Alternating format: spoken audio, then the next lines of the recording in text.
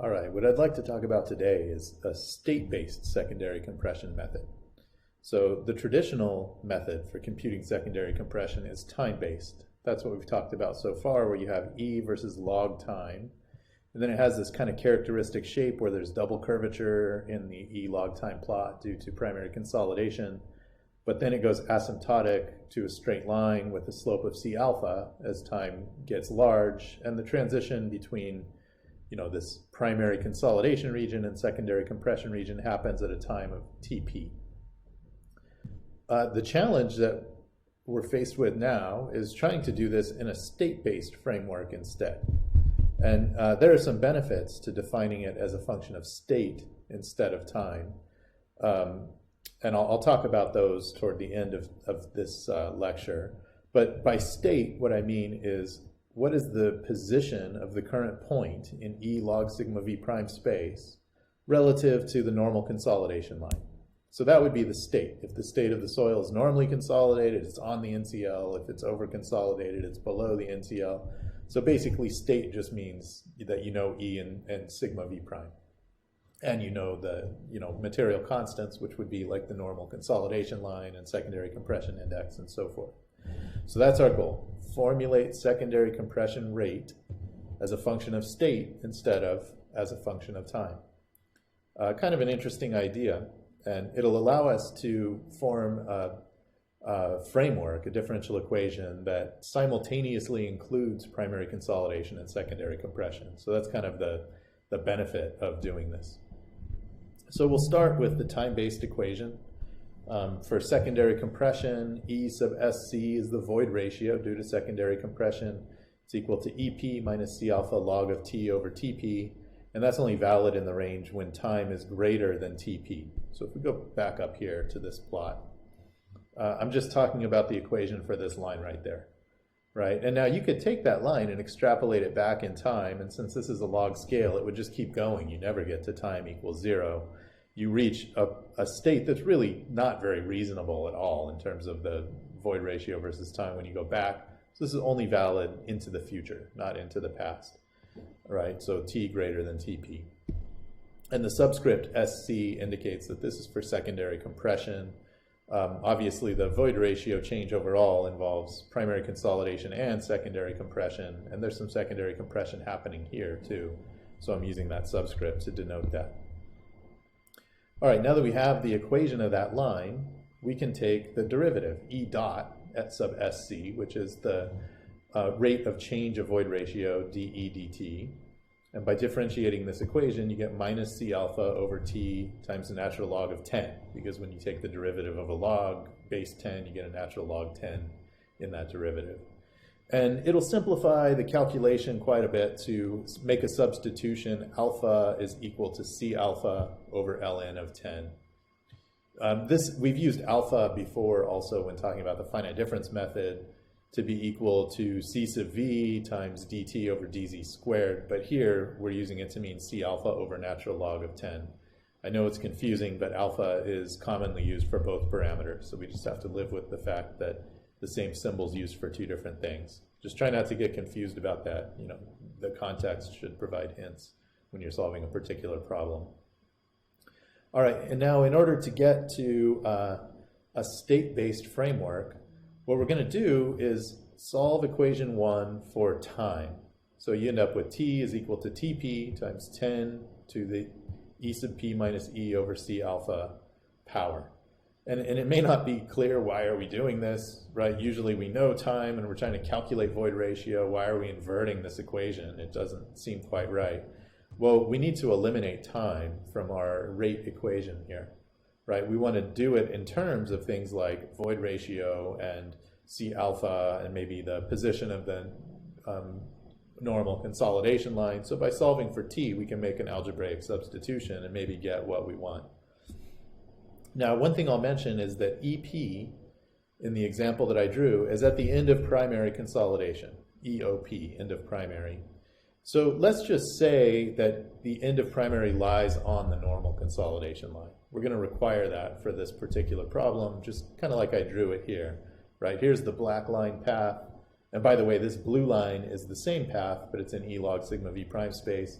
So you can see that this path reached the normal consolidation line and then started going down the below the normal consolidation line when we clearly reached the secondary compression region.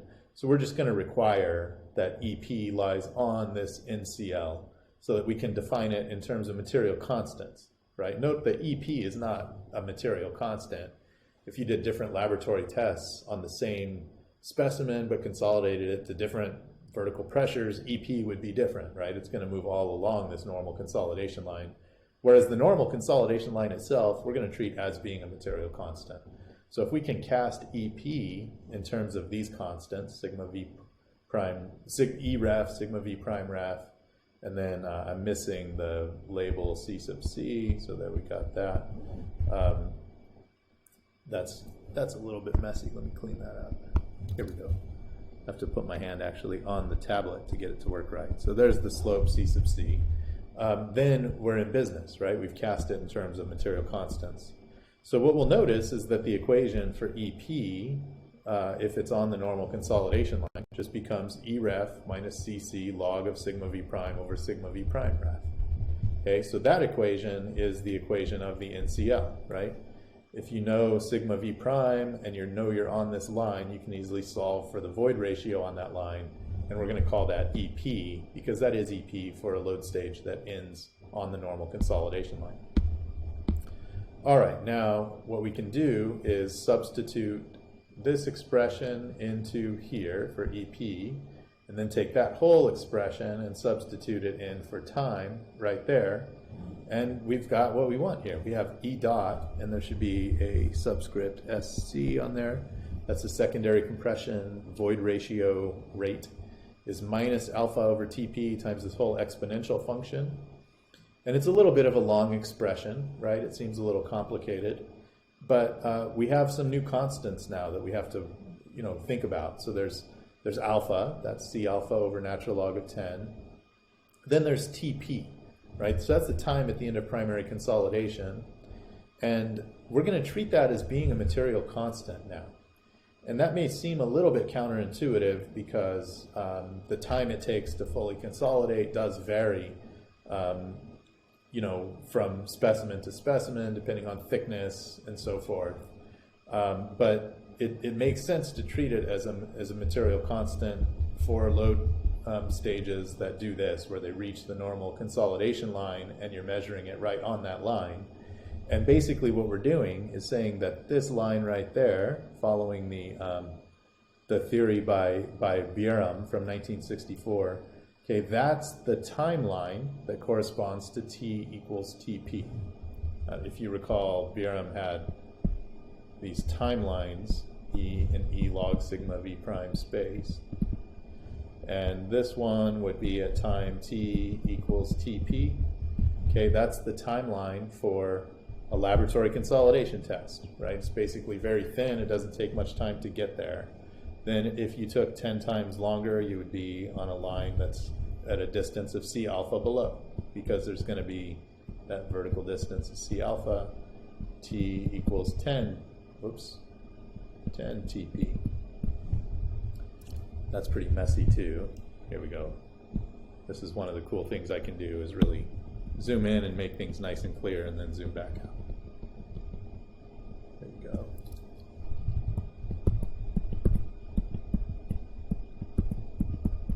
All right. So that's all that we're doing, right? We're saying that the normal consolidation line is associated with a timeline that has a value of TP. And we measure that from an odometer test, and specifically from an odometer test load stage that reaches the normal consolidation line. We have to be on the normal consolidation line in order to quantify TP. So that's the easiest way to get it. All right, now what we can do, we've got this equation for secondary compression void ratio rate of change. We can always go from void ratio to volumetric strain, right, just by dividing by 1 plus E.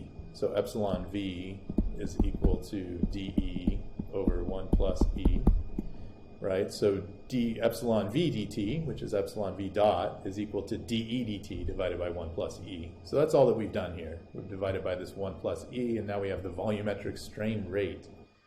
For any point in space, in state space, E log sigma V prime space, as long as you know some material constants like alpha, TP, E ref, and sigma V prime ref, which are any point on the normal consolidation line. And now you have to know C sub C also, and you know the C alpha goes into that alpha parameter right there. And then the other two variables, E and sigma V prime, those define the soil state. So we have to know where we are in that space. But if we know all those things, we can now calculate volumetric strain rate due to secondary compression. So we did it. We have an equation, and it's based purely on state, not based on time. So pretty cool, right? Now what?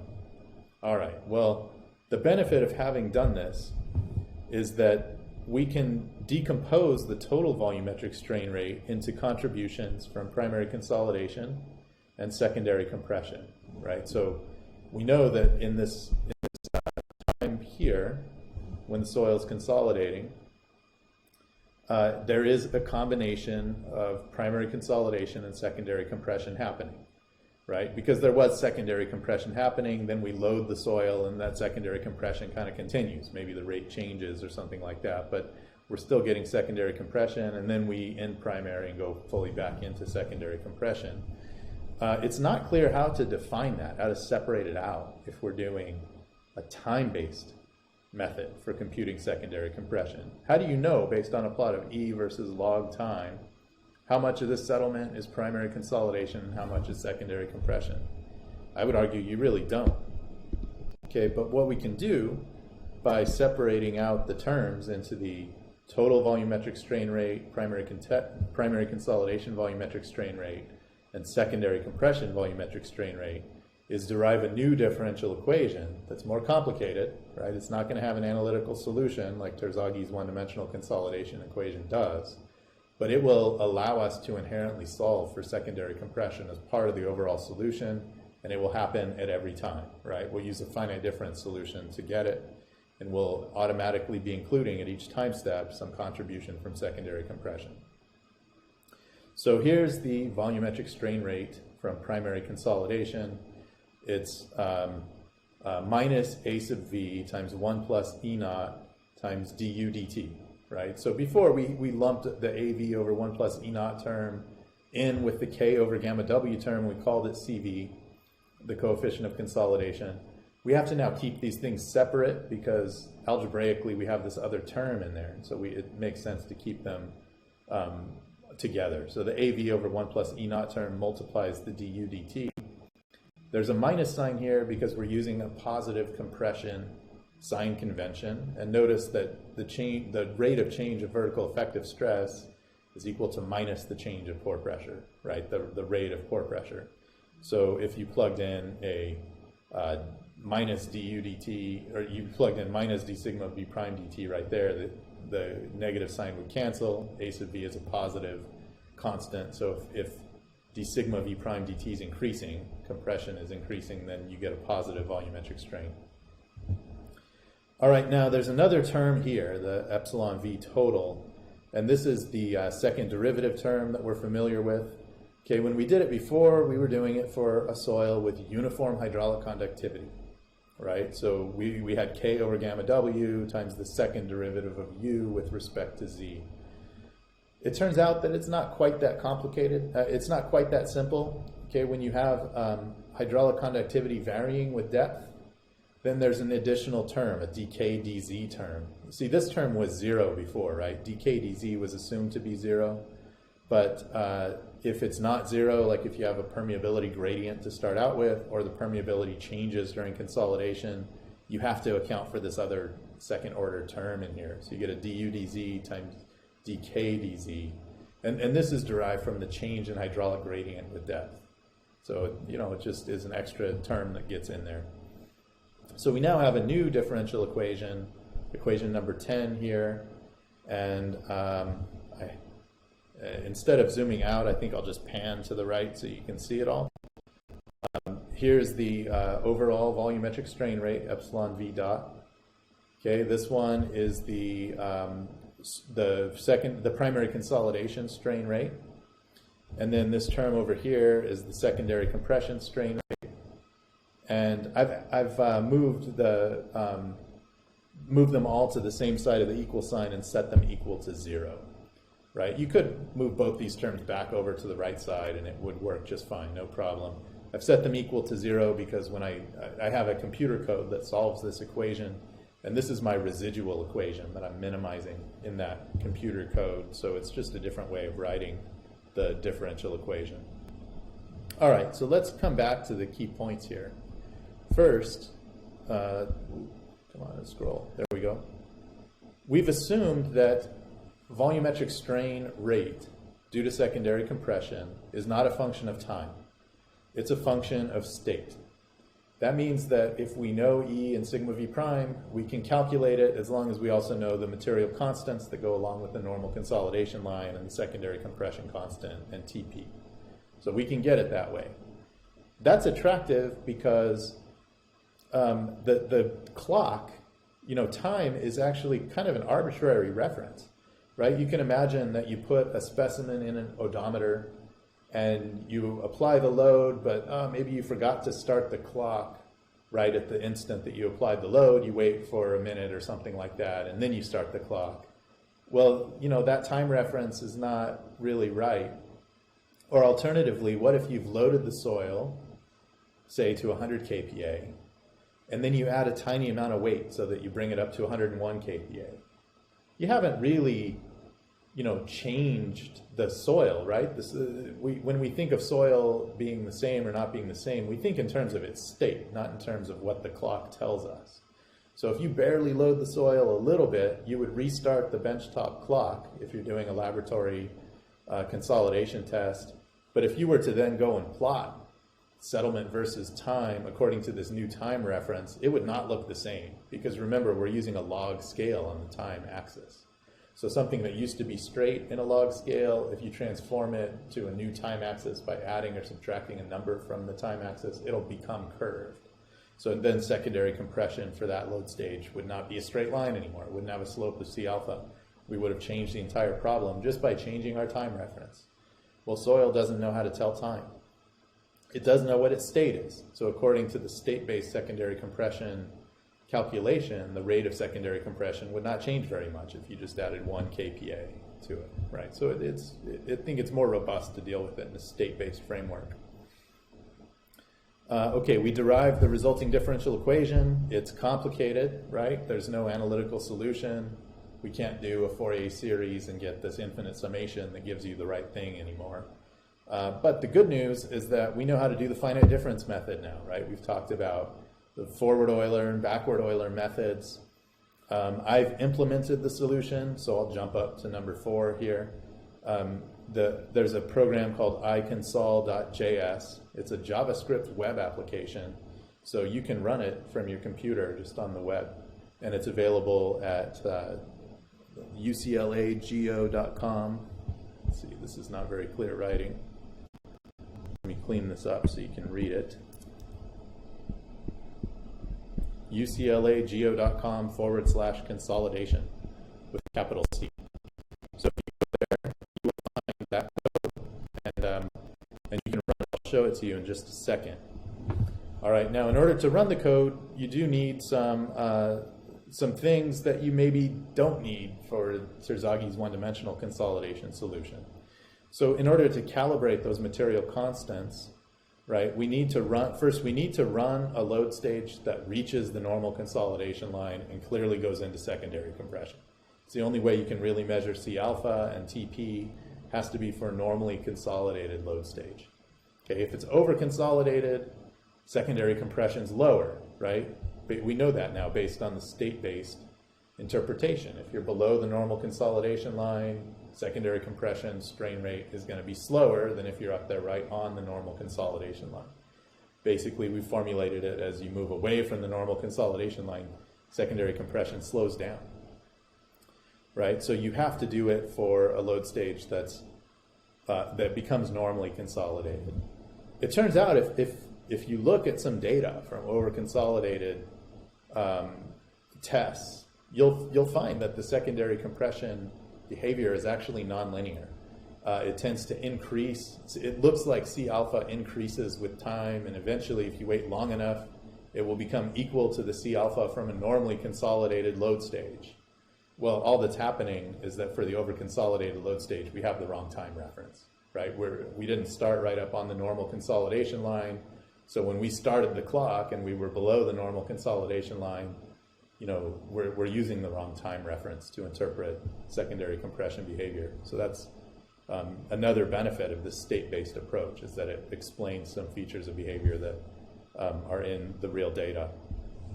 All right, and if we come back up here, there's going to be some additional constants that we need. So we're going to need to put in not only C sub C, but also a point on the normal consolidation line. You have to know where that line is. It's not enough to just know its slope. You'll have to put in C alpha and TP. And then the code that I've written also treats hydraulic conductivity as being nonlinear. So you have E log K, and it's going to be a linear relationship in that space, and the slope of it is CK, and you need a reference point on that curve also, because it's not enough just to know the slope of a line. So this one would be K ref, and then this one is E sub K ref. Okay, and then this E sub K ref may be different from E ref, or it may be the same. You might choose to use the same value for these two, but they're specified independently.